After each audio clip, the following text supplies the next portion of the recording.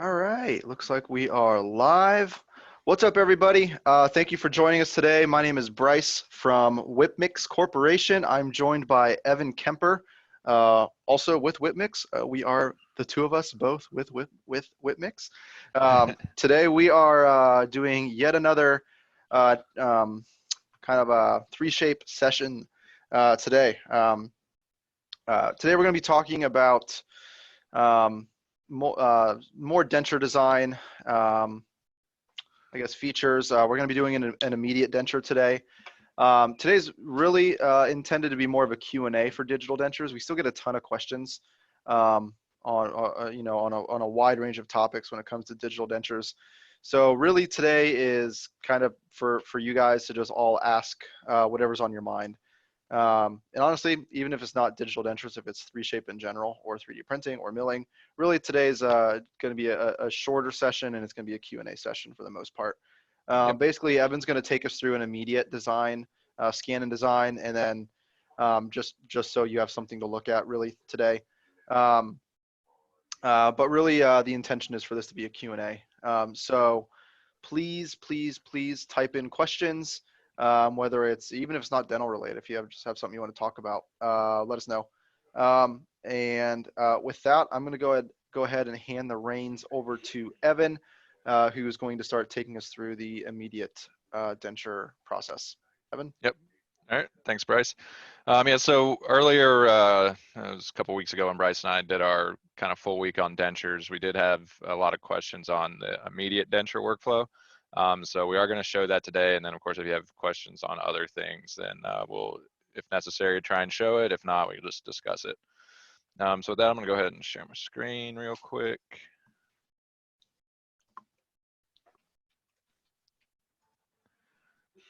All right, so should be able to see my dental system order page. So I'm going to go ahead and create a new order. This is going to be a lower immediate. So we're basically just setting this up the same way we would with a traditional denture. We're just not going to put a opposing on there. Let's see, model material for printing.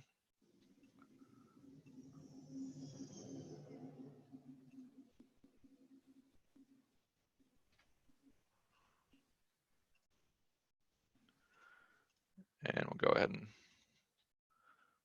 just put these all in one arch. Again, if you're printing the teeth, then having it all in one horseshoe is fine, unless you have a really small build area. But if you're milling, you'll probably want to do it in segments so that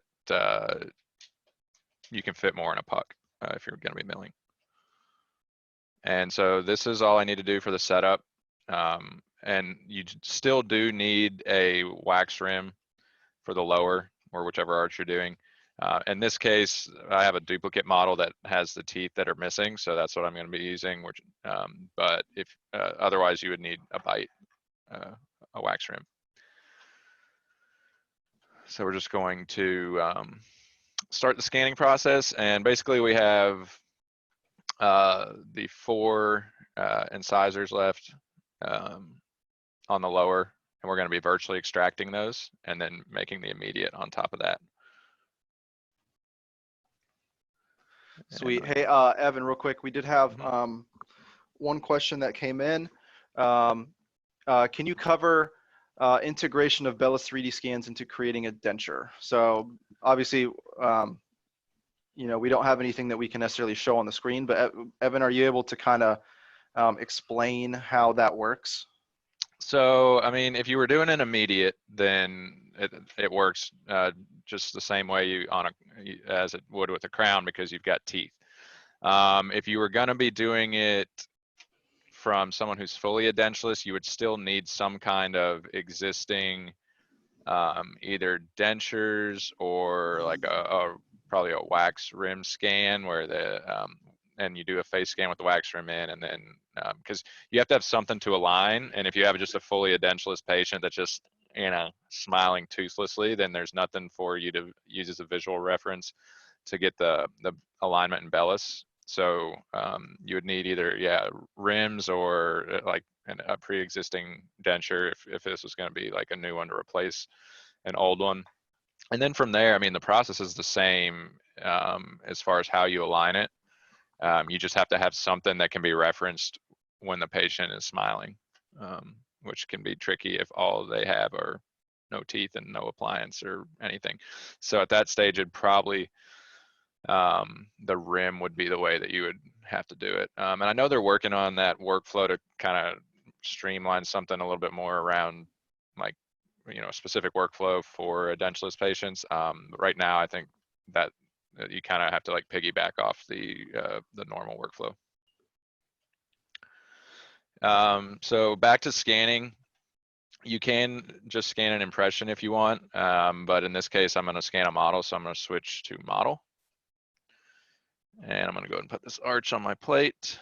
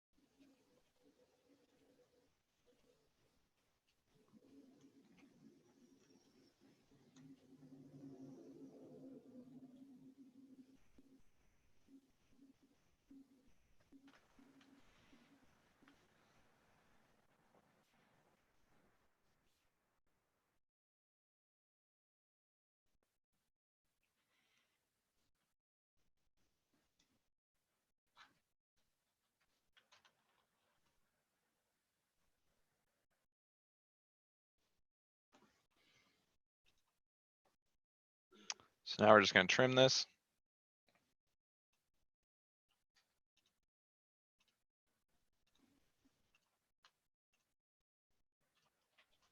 Whoa. Now I'm going to go back and fix it. And Okay, so David asked a follow-up question about Bellis. So could you use their existing dentures and scan and then utilize the Fab Smiles library in Bellis 3D? I'll be calling you all later to get my license installed on our iPad Pro. I would say yes, that should work because I mean, in this case, the existing denture is just taking the place of the, you know, White rims. somebody else's, you know, normal dentate teeth. Mhm. And when you do your trim line, you're going to trim it at the lip, so all that the denture goes away, and you see just And isn't the Fabulous Smiles library. yeah, isn't there like some kind of integration between Fab Smiles and Bellis? Hmm. There is, yeah, and maybe that might be something I think because some new features are coming with Bellis that we might set up another webinar to look at. Yeah. You know, in the future. Yeah. But I don't actually have all the stuff with me right now to actually show that here today. Yeah. And I know we had Bellis webinar that was supposed to happen yesterday, and there were some technical difficulties. It's getting rescheduled, I think, to next Tuesday. Mhm. I don't know that they're going to address directly on that, but it is with Lee Culp and one of his technicians, so I wouldn't be surprised if they talk about that. Yeah, that'd probably be a good one to Yeah. attend. Yep. So I've got my working arch scan. Now I just need to do the opposing.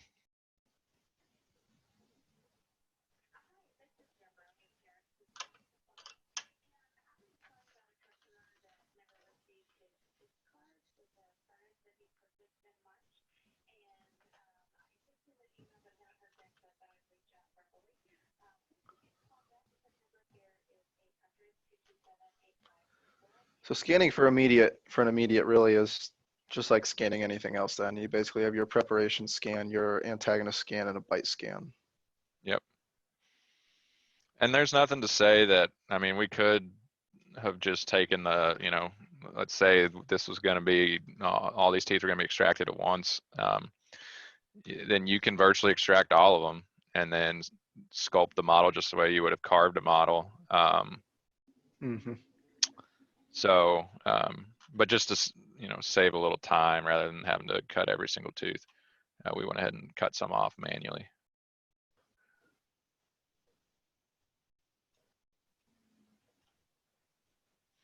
Trim that up. See, and then if there's already teeth missing or whatever the case may be, if the bite is not stable with just the models, then you do need a rim to hold your proper occlusion.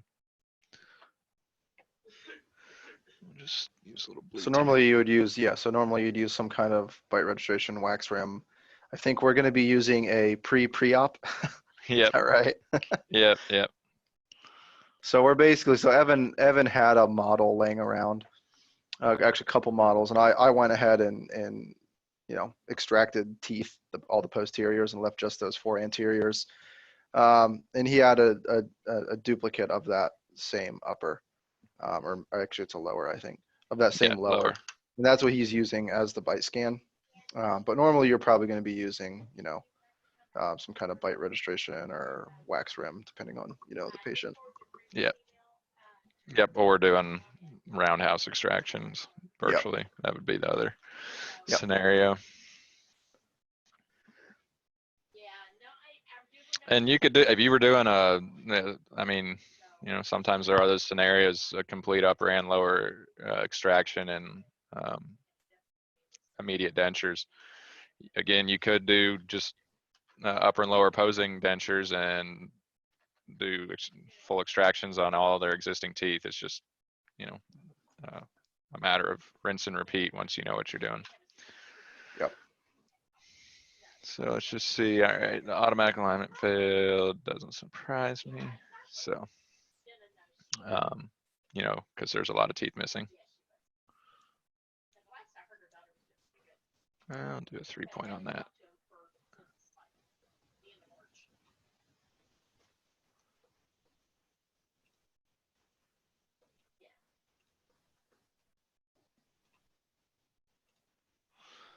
Anytime you do a 3-point, just make sure you're creating a triangle and not like a straight line. If you create a straight line, it can still rotate around it incorrectly. There we go. Looks pretty good. Yeah.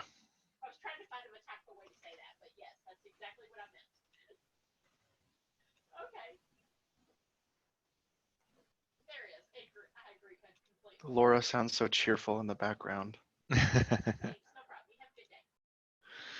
Everybody say hi to Laura. Hi, Laura. Laura is one of our wonderful customer service representatives. Yep. So here I'm just selecting what I want to keep on the rim, which you don't really have to do if you don't want to, but that way you could have reference for where the teeth were. So then we're going to go into design.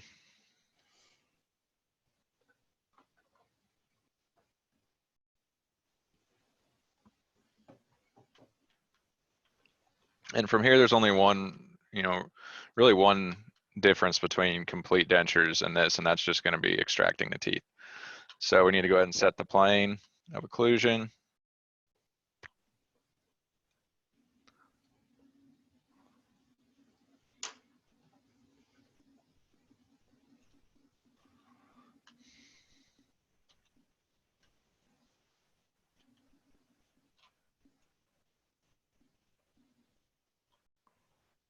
Looks good to me.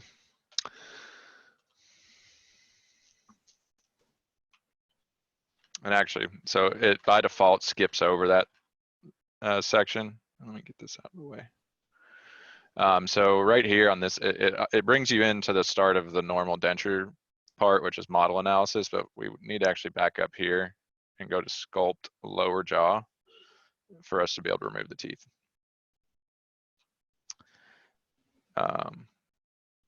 And so the fourth option over on our sculpt toolkit is tooth extraction. And so I can just click on a tooth and it will drop in a spline line.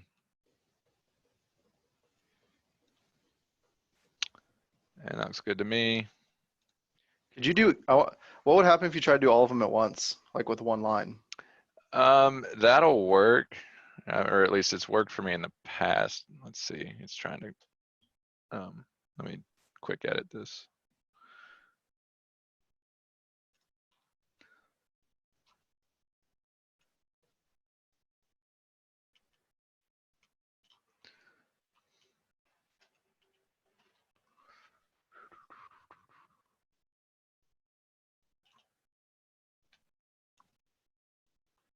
So, and that'll work like little shorter segments of teeth. That works pretty well. I wouldn't try and like do your whole arch in one go if you were doing full extractions. Do it in segments. So once we've extracted those, we just come back to our sculpt toolkit.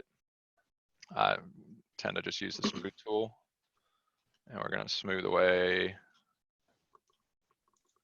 any little points and stuff. Of course, we don't do too much reduction. So that looks pretty good to me. Essentially, we're just doing what we would normally have done on a stone model to remove teeth. Except it's way faster and you don't have to worry about breaking your model. There's that. Yep. And so now we're just going to mark our different points. Now this model doesn't actually go all the way back to the retromolar pad, so we will just get close.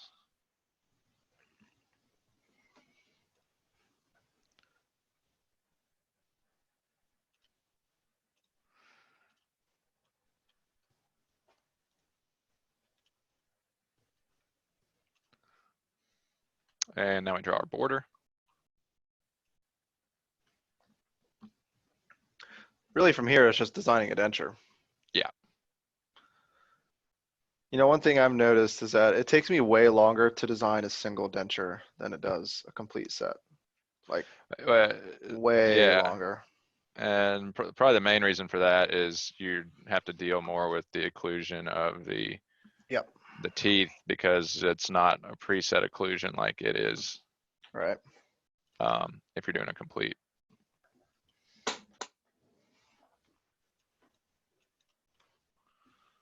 Everybody's quiet. Get those questions in, folks. So here we would, if we were going to be blocking out anything, this is where we would do it, but we're not going to be doing that for this immediate. Okay, we got a question here, Evan. When extracting the teeth, should you extend the length longer so as to eliminate short, stubby anterior teeth? I guess that's as far as sculpting away some of the tissue. You could, I mean, really that's, at this point, it's up to you and how you like to do your immediates. As far as how you, you know, would be cutting, cutting these in. Now, as far as like short stubby teeth in relationship to like as far as sticking them in an analog denture, it's not as much, you don't have to worry about that as much, you know, like little teeth popping out in this, because they're all anchored together.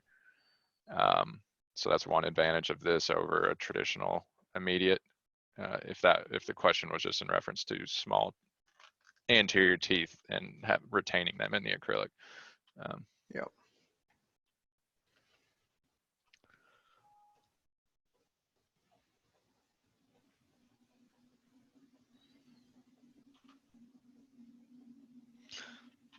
All right, so from here, we just go in and pick a library. So let's see what we got in the Fabulous Smiles.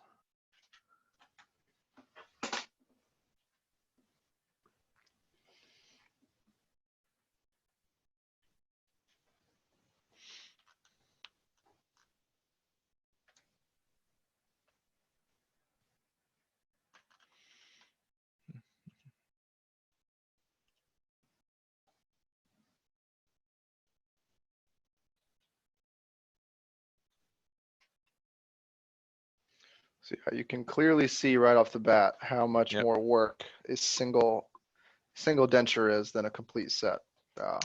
Let's You're gonna see. spend. I mean, you're gonna spend 5 times as long, on the occlusion than you would on a complete set.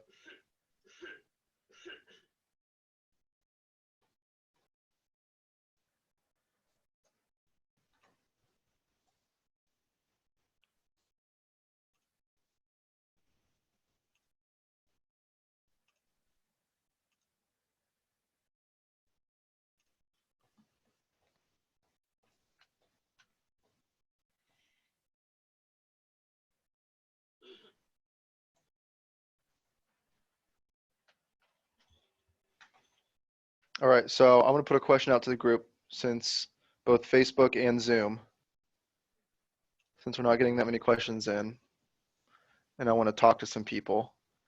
What is, ready? Drum roll. Everybody's favorite beer. Go. Everybody's favorite beer. Type it in. I want to see what everybody's favorite beer is. If you drink beer.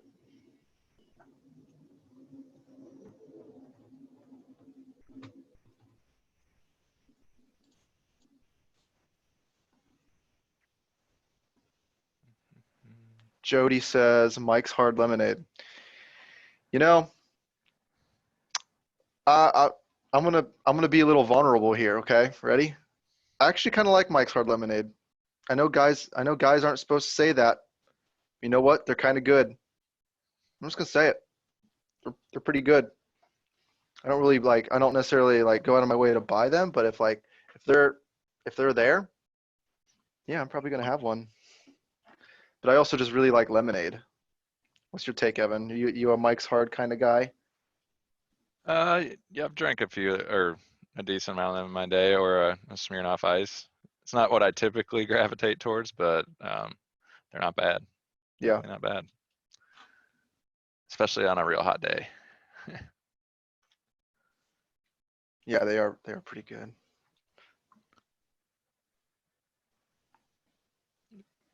All right, so once you've picked a library, then we have to go in and again, basically go through our denture design process, but in this case, we're going to be relating this to the opposing dentition rather than, just a library that's already set. So typically probably what I would go ahead and do, probably not going to worry too much about the arch setup portion. And I'm going to go straight into the next one over. And let's get rid of our opposing. Oh man, David Lindsay. Okay, David says depends on what food he's eating. Dos Equis dark for Mexican food, Pacifico for fish tacos. David, I am 100% with you on that. I love Pacifico. Delicious beer, and Blue Moon also delicious for general drinking. Yeah, yeah, I can get behind all that. I can get behind all Right. of that. So right now I'm just kind of checking the relationship of the posteriors to the opposing. Obviously, I'm going to have to change that just a little bit.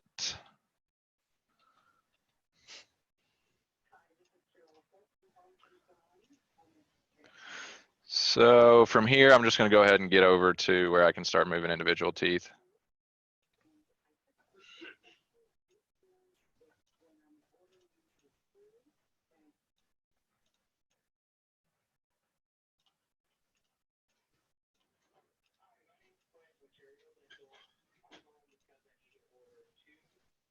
Oh man, we have a bunch of responses now, Evan.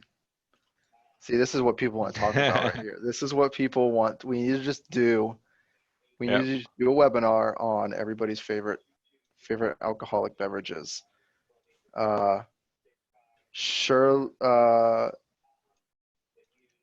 Shirley says Stiegel Radler. Never had that. Never actually never heard of it. Paul says Moon Man from New Glarus, or Blood of the Unicorn from Pipeworks. Paul, what kind of beers are those? I mean, those sound really interesting. I'd love to know what what they are. Gladys says root beer. I have an alcohol hypersensitivity. That's fair. Yep. Rick Peebles says, I use Mike's Hard to create a rum punch. That sounds interesting. I like that. I like how that sounds. Our very own William Devine, who has the Not the qualified most to answer this question. the most refined beer taste I think I've ever encountered, responds with Natty Light. Hats off to you, good sir.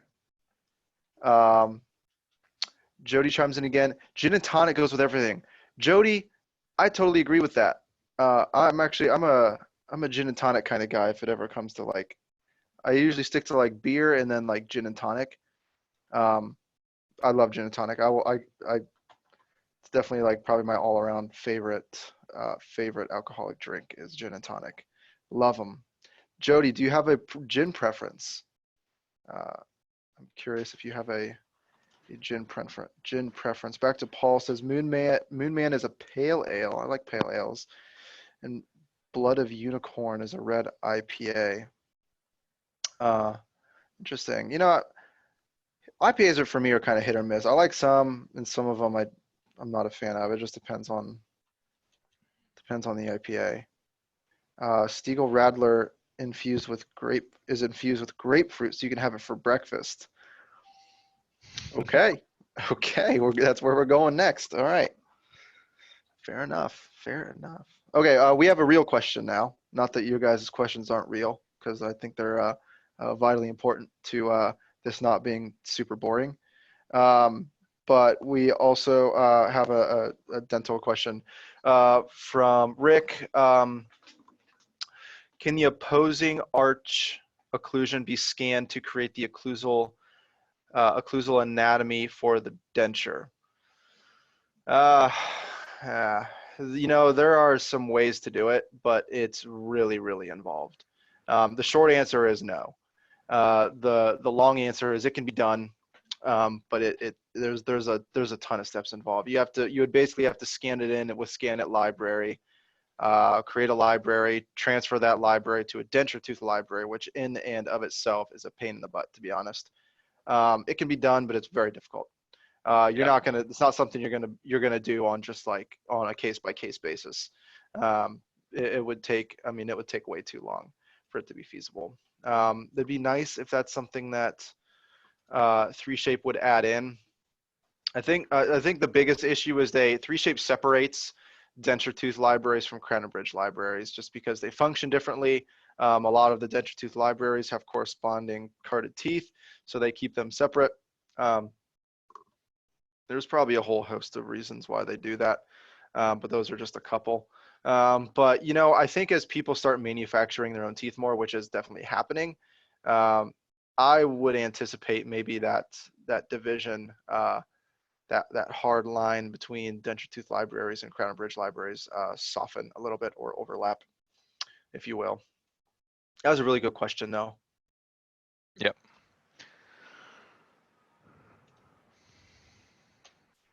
So Jody answered my question for gin preference. Prairie Organic Gin made in northern Minnesota. I would love to try that. And Amsterdam is a great cheap second. Yeah, I would agree with that. I think my favorite gin is Botanist. As of right now, it's just to die for. It's delicious. Definitely my favorite gin. You know, Jody, I want to get your opinion on this. Unpopular opinion time. Not really a fan of Tanqueray. Not my favorite gin. I don't know what it is with the flavor. It just kind of has a weird flavor to me. I'd like to hear what you think, Jody. David asks, what tooth libraries are available in 2023 shape when you are going, and when are you going to support 2020? So good questions, David. 2020 is not released yet from 3Shape. We can't give it to anyone until it's at the very least released to us. Evan is working in 2020, but this is just the beta version. So this is not a version that we are authorized to distribute. As soon as it's released, we'll probably do some testing on our end to make sure it's actually suitable and functional for the end user. But I think last I heard, I think 3Shape is shooting for the end of summer, or by the end of summer, to actually release the full 2020 version. It was supposed to be May, but with all of the chaos in the world right now, it got pushed back with COVID and everything. So I would, hopefully, optimistically, we're looking at probably by the end of summer for a release. We'll send out an email blast if you're a customer of ours. Like if you purchase your 3Shape system through us and your dongles through us, we'll be sending out an email blast to all of our 3Shape customers. Exactly, when we're actually going to start installing it for customers. And what tooth libraries are available in 2023 Shape? David, are you referring to Denture tooth libraries? If you don't mind, just responding and let me know exactly which libraries we are referring to. Let's see. Is there a larger posterior denture tooth that could have been used? Yeah, probably. Yep. And but so actually right here on my screen, you've got a drop down that'll let you pick between different sizes. So if I went here, that would give me a larger posterior tooth. I heard that the IVA Claire libraries will be released, but for a cost. A lot of IVA Claire's libraries are already released. You can get them. I think, Evan, do you have to purchase their dongle to get access to those? Yeah, so I think it's like and don't quote me exactly on the price because I don't work for IVA Claire, but I think it's like $1,000 for the dongle that'll give you access to designing with their teeth, but you have to use carded teeth. And then I think there's an additional fee if you want to be able to like mill their teeth. But again, you'd want to check with Ivoclar on that. But the Ivoclar libraries are already, you can see, it's not going to show them in here because I don't have them downloaded, but they are out. But you have to get a dongle from them. Yep.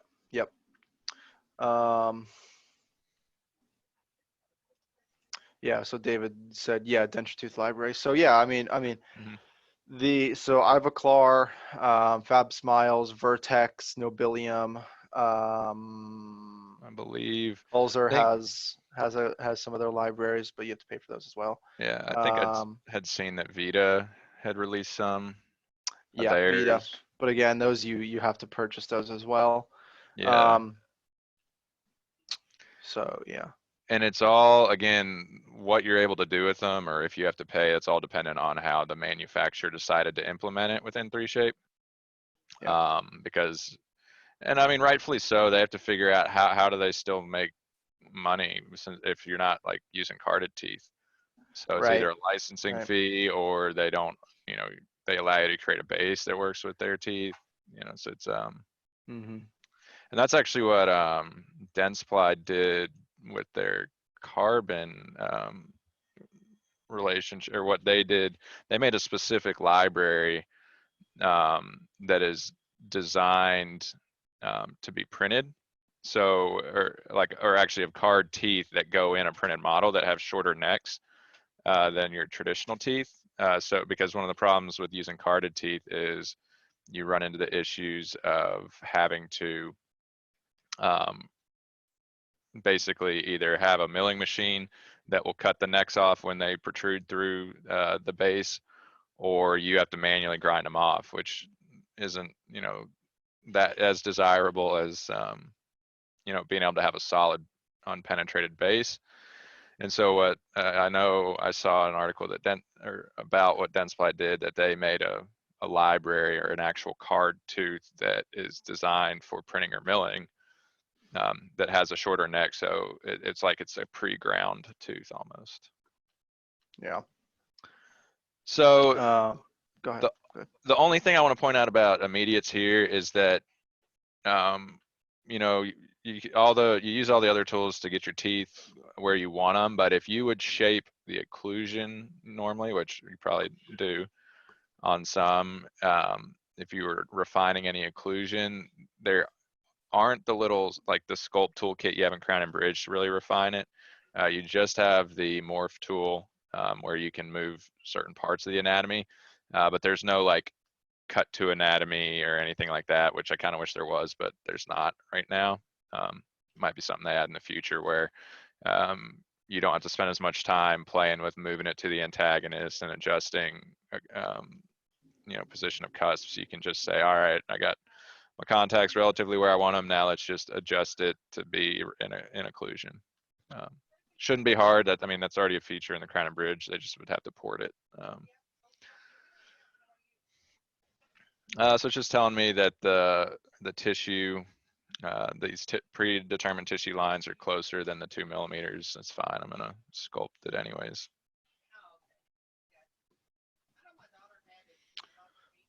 We do have a couple questions / comments. David said, in 19 under the complete restorative, the IVA Claire libraries are available, but they are changing in 2020. Yeah, they very well might be. That'd be a question for IVA Claire. We don't really have any kind of control over their library, so you might want to reach out to them and see exactly what's changing and what you might need to purchase from them to be able to have access to those. Let's see. Jody says, do you use a Facebo, a snap pic of the patient? Evan, do you want to take that one? I think maybe she means like, can you use a Facebo? You could, if you had a way of, in the case of an immediate, yeah, you get teeth. You'd have to have a way, if they were edentulous, of getting, needed a wax rim and that maxillary bite on the bite fork. But if you're going to transfer the Facebo mounting into 3Shape, you actually have to mount it on one of the supported articulators. In our case, that's the Dana Mark 300 series. There's, I think, about 5 other ones in there that have official transfer plates and support the calibration object.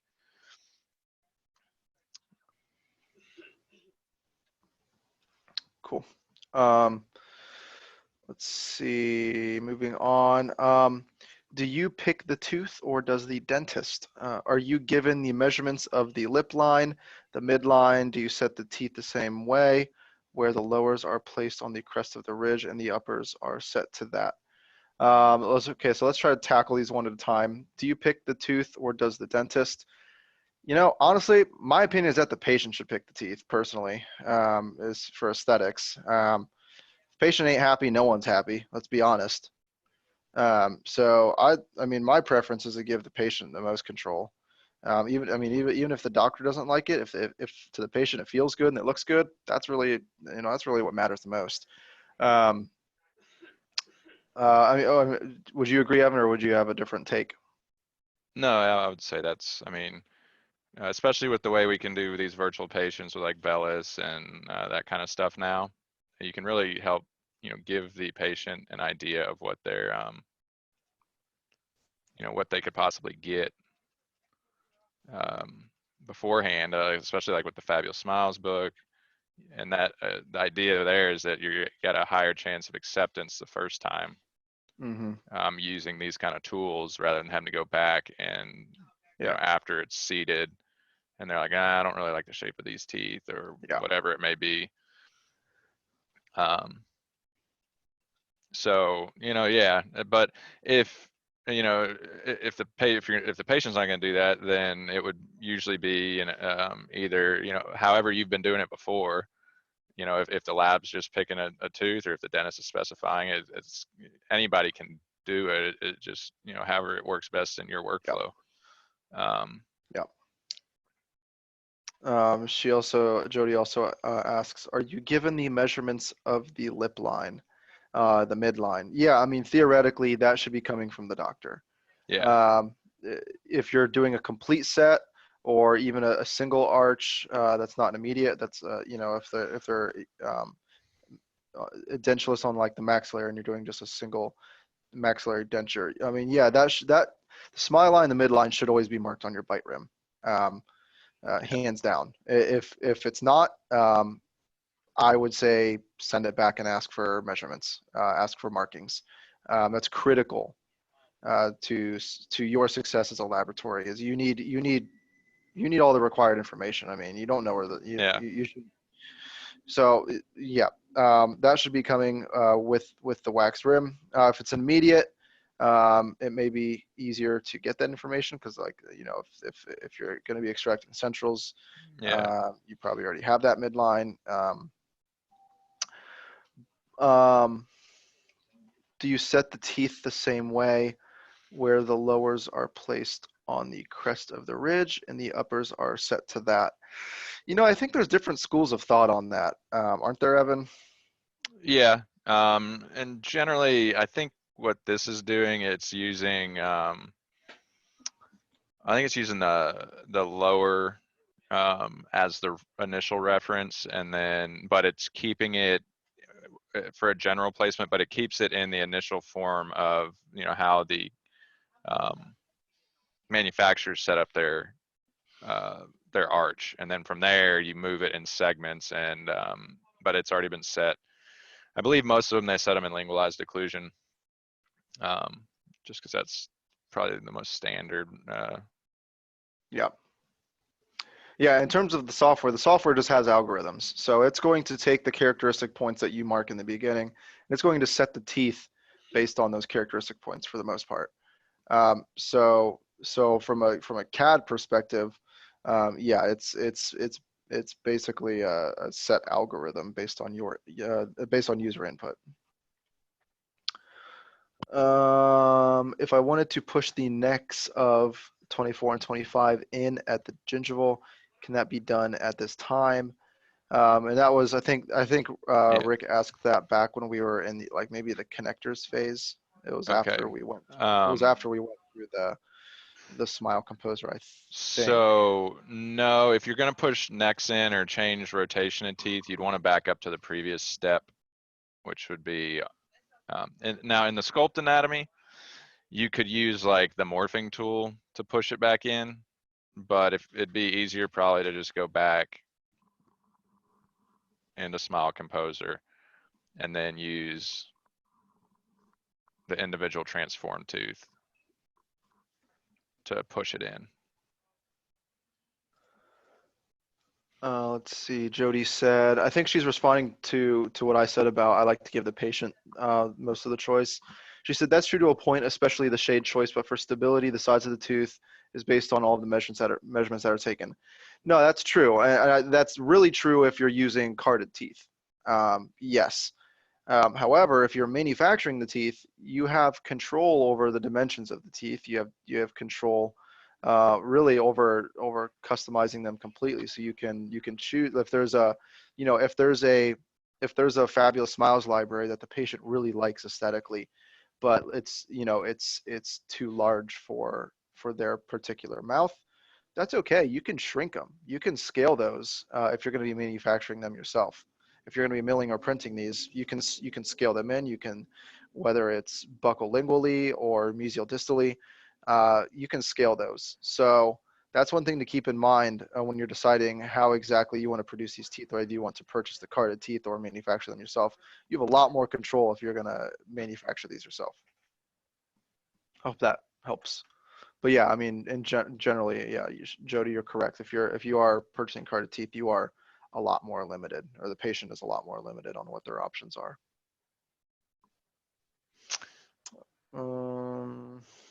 So we had another question that I was reading while you were answering that from David.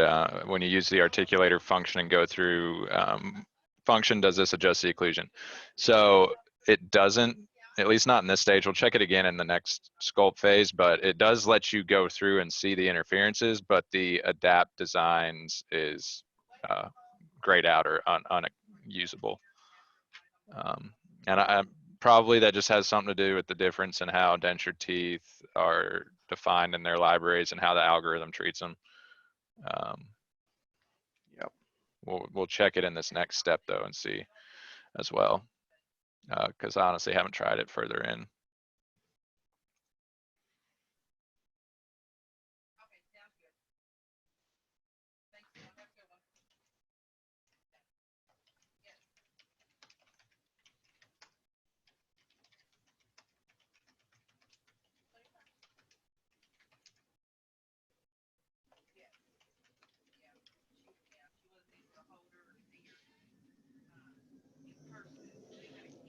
All right, so let's run it through. We are in Sculpt Design now, so let's just see. I'm not going to bring the opposing back in, but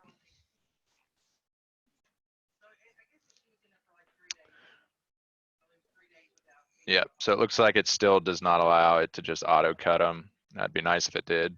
Um, but again, possibly in the future, this might be some functionality that they add.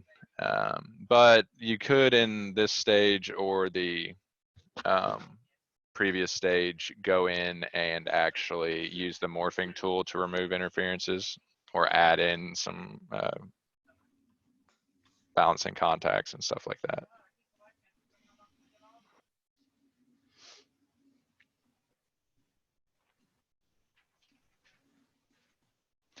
Now at this point, we actually do have the wax knife.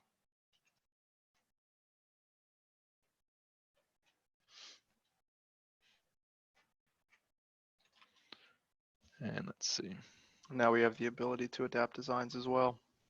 Yep, so in this stage, the final sculpt stage, we can do that. Yep. So looks like they have added that in here. It's just at I the wonder very last why. part. Yeah, I wonder why that is. I wonder why they allow you to do it here, but not previously. Again, it may have something to do with the algorithm and how it, at this point they may just consider that a bridge, and Yeah, it could be. and maybe it even has. It does have a cut to antagonist now as well. At this point.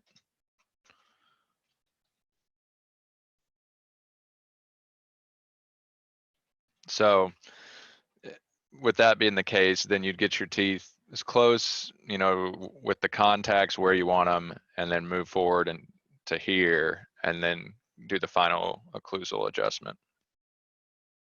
And you could do that with the articulator, or you can do it without, because you have a full sculpt toolkit on your anatomy at the end.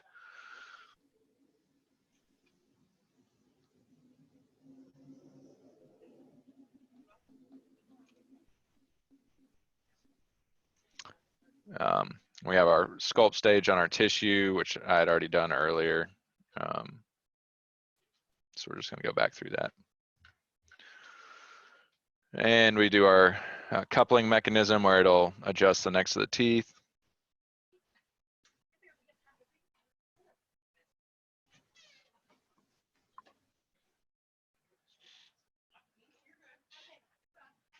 Just so you can see what that's doing. It's basically cutting these and tapering them so they can be inserted easily.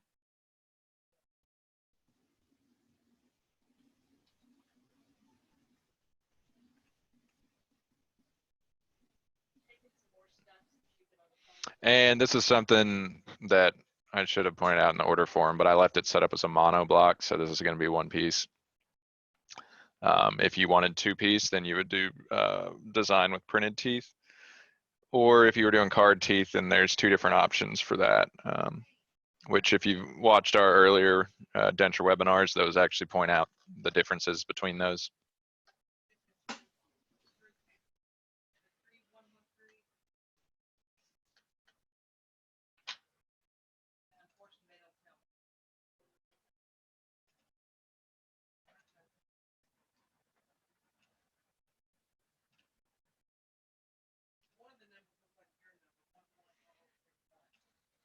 And we can generate the output.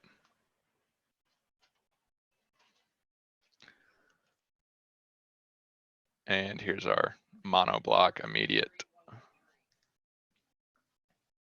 Nice. We do have a question that came in. How much trimming is needed after the milling process? Would it help to bypass the frenum areas when placing the borders initially? I mean, theoretically, there should be very little, if any, trimming needed after milling. In Yeah, terms of the borders. The borders should be. Yeah, that should be wherever you've placed them on the scan. It should cut them to that. and the only place where you might have to do some, you know, cleanup is if supports have created undercuts that, Yep. but that should be quick. Yep. Let me check Facebook really quick.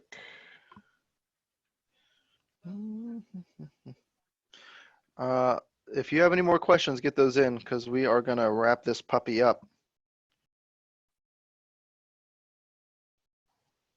Nothing on Facebook. All right. Going once. Going twice. Type fast. All right. All right, folks. We're going to go ahead and wrap that up. Let's see. This was recorded, so if anybody wants to go back and watch it, feel free to do so. You can find it on our Facebook profile, Whitmix's Facebook profile, or you can find it on our website. So feel free to go back and watch. It is free of charge. I think Friday, Corey and I are going to be going over custom impression trays in the 2020 version of software. So we would love it if everybody would join us for that. Otherwise, thanks for tuning in with us today. Hope everybody has a good rest of the week, and we will talk to you all on Friday.